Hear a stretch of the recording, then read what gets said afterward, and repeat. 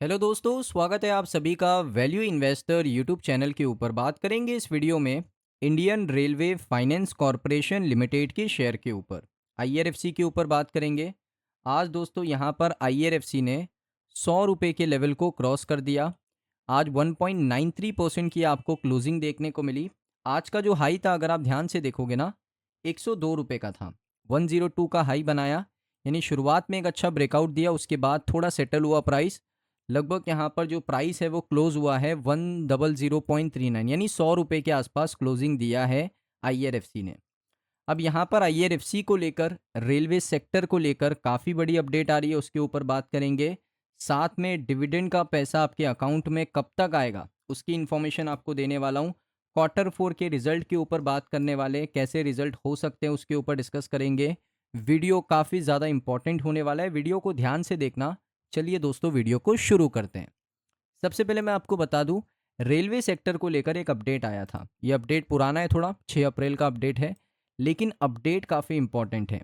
अब देखिए, Indian railway ने क्या किया, क्लियर किया कितना पैसा, 1364 करोड़ रुपए। अब ये किसके लिए किया, प्रोजेक्ट फॉर कवच रोल आउट। अब कवच क्या है दोस्तों, कवच एक रेलवे का सेफ्टी सिस्टम है, और इसके ऊपर दोस्तों पहले से अपडेट आ रहे थे कि कवच के ऊपर सरकार फाइनेंशियल ईयर 27 में बहुत ज़्यादा पैसा स्पेंड करेगी। क्योंकि रेल एक्सीडेंट आप सभी को पता है कि हमारे देश में बहुत ज़्यादा होते हैं। उनको कम करने के लिए कवच का जो सिस्टम है उसको अपग्रेड किया है सरकार ने। सिग्नल के सिस्टम को अपग्रेड किया है, साथ ही साथ रेलवे सेफ्टी को अपग्रेड किया है।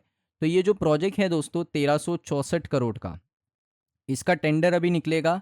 इसको लेकर बहुत सारी कंपनीज यहाँ पर इसका टेंडर फिल आउट करने वाली है, क्योंकि रोल आउट हो चुका है। अब टेंडर यहाँ पर फिल आउट होगा। अब टेंडर जिसको भी मिलेगा वो किससे फाइनेंस करवाएगा, टेंडर मिलेगा दोस्तों, टेंडर मिलने पे थोड़ी सरकार यहाँ पर डायरेक्टली 1364 करोड़ रुपए पे कर देगी कंपनी को। कंपनी को कहेगी आपने टेंडर लिया कवच का, अब आप उसको प्रोजेक्ट को आप कंप्लीट करो, सेटअप करो, उसके बाद हम आपको पेमेंट करेंगे। लेकिन प्रोजेक्ट को बनाने के लिए, कवच को बनाने के लिए, सेफ्टी सिस्टम को इंस्टॉल करने के लिए पैसे लगेंगे। वो पैसा कौन प्रोवाइड करेगा, वो पैसा प्रोवाइड करेगा IRFC, Indian railway finance corporation limited.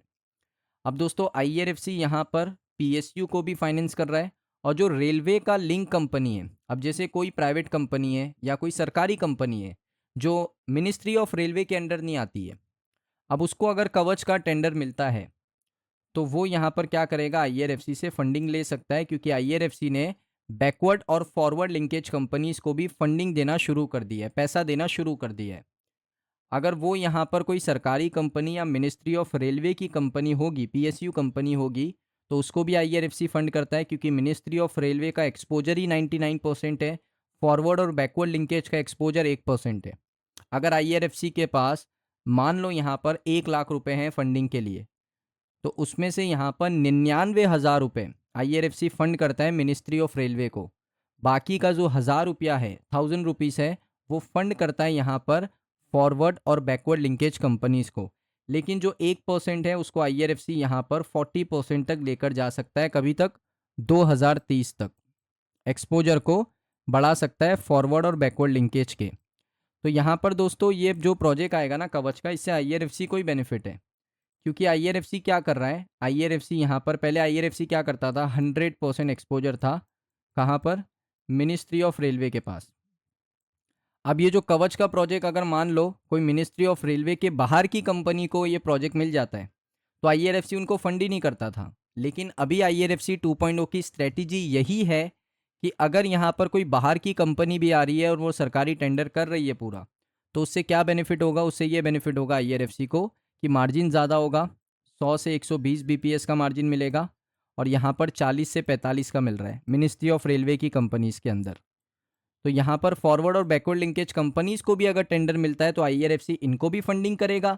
अगर कोई यहाँ पर मिनिस्ट्री ऑफ रेलवे की कंपनी ही टेंडर ले लेती है, एक्सेप्ट कर लेती है, तो उनको भी आईआरएफसी फंडिंग देगा। तो आईआरएफसी के लिए हर जगह पे विन विन सिचुएशन है।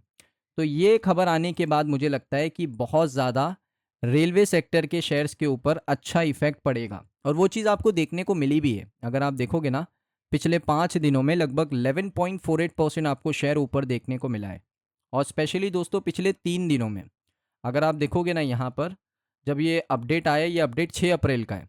मैं आपको दिखा देता हूँ, ये अपडेट कभी का है, 6 अप्रैल 2026 का अपडेट है।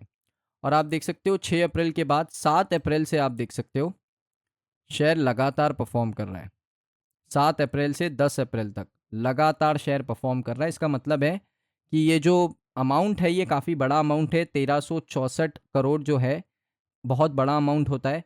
और इससे आईआरएफसी को फंडिंग अपॉर्चुनिटी मिल रही है, बैकवर्ड लिंकेज के अंदर भी, बैकवर्ड फॉरवर्ड के अंदर भी, और साथ में मिनिस्ट्री ऑफ रेलवे के अंदर भी। जिसको भी टेंडर मिले, जो भी टेंडर एक्सेप्ट करे, उन सभी को आईआरएफसी फाइनेंस करने के लिए रेडी है। तो ये दोस्तों एक अच्छी खबर है आईआरएफसी के लिए। उसके साथ देखिए एक और अपडेट था, 1000 करोड़ का डिसबर्सल कर दिया है महाजेनको को। अब ये जो महाजेनको है, ये दोस्तों Maharashtra state power generation company limited है। ये कोई मिनिस्ट्री ऑफ रेलवे की कंपनी नहीं है, ये एक पावर सेक्टर की कंपनी है। स्टेट कंपनी है मैं मानता हूँ, लेकिन सरकारी कंपनी है मैं मानता हूँ, लेकिन ये कोई मिनिस्ट्री ऑफ रेलवे के अंडर नहीं आती है। तो ये एक फॉरवर्ड और बैकवर्ड लिंकेज कंपनी है, जो रेलवे से लिंक करती है, रेलवे को पावर सप्लाई करती है। तो इस वजह से आईआरएफसी ने इनको 1000 करोड़ रुपए का डिसबर्सल दिया है। डिसबर्सल का मतलब होता है कि पैसा ट्रांसफ़र कर दिया। तो ये दोस्तों एक काफ़ी इंपॉर्टेंट अपडेट्स है आईआरएफसी के लिए। उसके साथ डिविडेंड का पैसा कब तक मिलेगा, तो मिड अप्रैल में आपका डिविडेंड का पैसा आपके अकाउंट में आ जाएगा। चिंता करने की कोई ज़रूरत नहीं है। यहाँ पर दोस्तों एक डेट देख लो, 13 तारीख से लेकर 20 तारीख तक, यानी 13 अप्रैल से लेकर 20 अप्रैल के बीच में जो डिविडेंड का पैसा है, वो आपके डीमेट अकाउंट में आ जाएगा। आपको बिल्कुल चिंता करने की ज़रूरत नहीं है। 13 से 20 अप्रैल के बीच में शनिचर और संडे, यानी सैटरडे और संडे को आप हटा दो, क्योंकि वो वीकेंड होता है, बैंक हॉलीडे होता है, तो उसमें पैसा नहीं आता है। जो बैंक हॉलीडे नहीं है, 13 से 20 तारीख के बीच में अप्रैल की, आपका डिविडेंड का पैसा आपके डीमेट आपके अकाउंट के अंदर ट्रांसफ़र कर दिया जाएगा।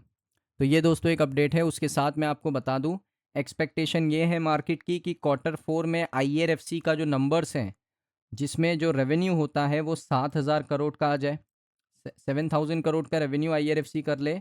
और जो प्रॉफिट है आईआरएफसी, वो यहाँ पर पिछली बार 1802 करोड़ किया था, इस बार आईआरएफसी 1850 करोड़ कर ले, 1870 करोड़ कर ले।